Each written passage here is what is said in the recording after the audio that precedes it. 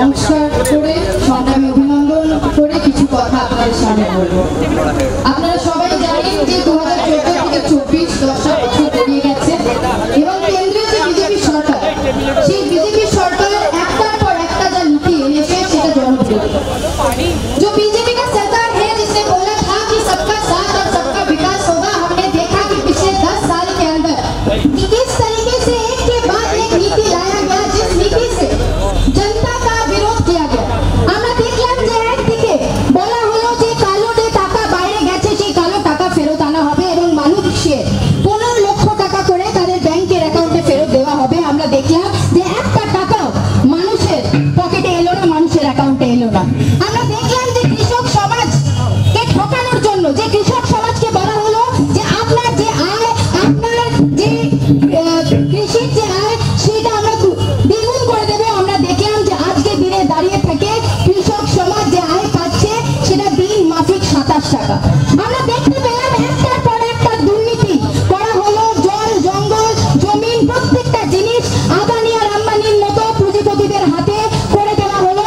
আর আরেক তরফে আমরা দেখলাম যে কি করে ভারতীয় জনতা পার্টি বারবার মানুষকে ঠকিয়ে ভোট নেবার নাম করে, ডেভেলপমেন্টের নাম করে, উন্নয়নের নাম করে মানুষের ভোট নিয়ে ধর্মের নামে, জাতের নামে সবসময় বিভাজন করছে। আমরা দেখেছি এই গোটা 10টা বছরে শ্রমজীবী মানুষের দেওয়ালে পিঠ থেকে গেছে। এই গোটা 10টা বছরে আমরা দেখেছি মহিলা সুরক্ষা নিয়ে কত কথা বলা হয়নি। এবং আমরা যখন দেখছি দেশের এই অবস্থা, আমরা যখন দেখছি প্রতিনিয়ত শ্রমজীবী মানুষ, খেটে খাওয়া মানুষের দৈনন্দিন যে অধিকার, সেই অধিকারকে শেষ করে নেওয়া হচ্ছে, সেই অধিকারকে ছিনিয়ে নেওয়া হচ্ছে। আমরা রাজ্যের মধ্যে দেখতে পাচ্ছি যে তৃণমূলের যে সরকার আছে সে ভিন্ন ভিন্ন প্রকল্প নিয়ে কিভাবে দুর্নীতি করছে। এই কিছুদিন আগে एसएससी যে দুর্নীতি হয়েছে, कुछ दिन पहले जिस तरीके से तृणमूल का सरकार, ममता बनर्जी का सरकार पिछले 10 साल से ज्यादा जिस तरीके से करप्शन इस राज्य के अंदर कर रहा है, वो हम सबके सामने आ गया है। हमने देखा है कि 25,000 से ज्यादा युवा जिन लोगों ने मेरिट के आधार पर एग्जाम देने की कोशिश किया था, उनमें से कुछ लोग जिन लोगों ने धंधा किया, करप्शन किया, उनके आधार पे तमाम सारी वो जनता, तमाम सारे जो युवा जिनके मेरिट के आधार पर जिनको नौकरी मिलना चाहिए था, उनका सपना को चूर चूर कर दिया ममता बनर्जी ने। हमने देखा कि किस तरीके से जो भाजपा का सरकार पूरा देश में घूम घूम पे दंगा करने की कोशिश कर रहा है, दुर्नीति करने की कोशिश कर रहा है। जिस तरीके से अदानी अंबानी के हाथों में पूरा देश को बेच दे रहा है, एलआईसी बेच दे रहा है, बैंक बेच दे रहा है, रेल बेच दे रहा है।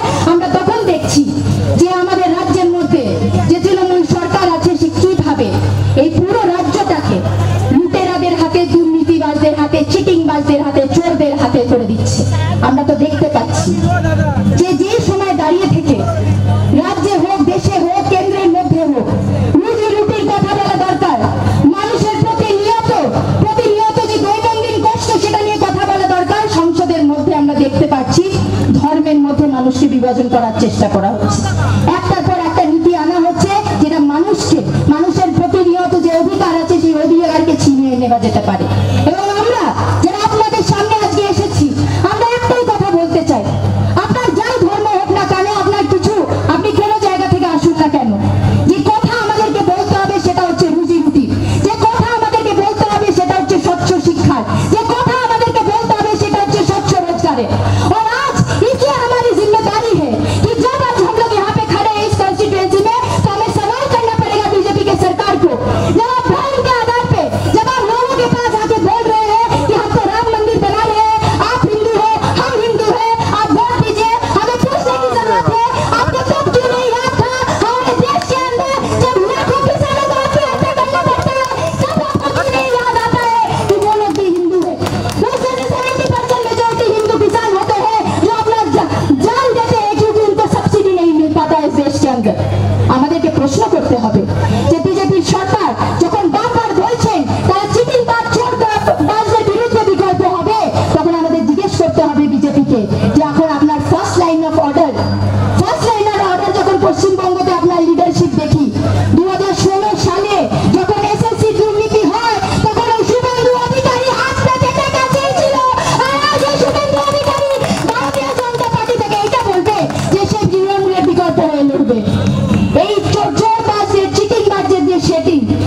সেটিং মানুষ ধরে ফেলেছে অনেক আগে।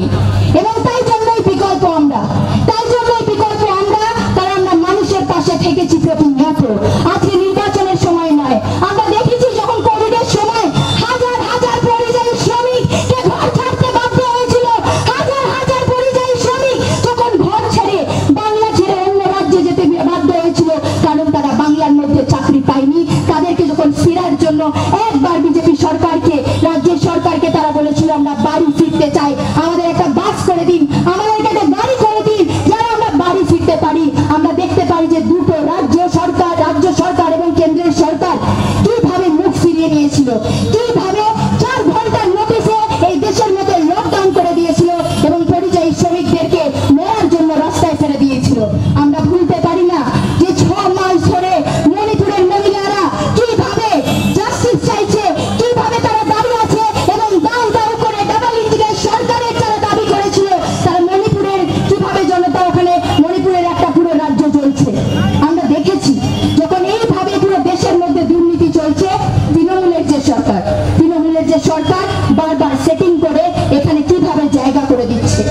আমরা দেখেছি যে এই সময় দাঁড়িয়ে থেকে যখন আমরা সবার সামনে বলছি কাজের দাবি, শিক্ষার দাবি, স্বচ্ছতা সমাজ তৈরি করার দাবি, আমরা এটাও দেখতে পাচ্ছি যে বিজেপি কি করে ধর্মীয়করণ করার চেষ্টা করছে।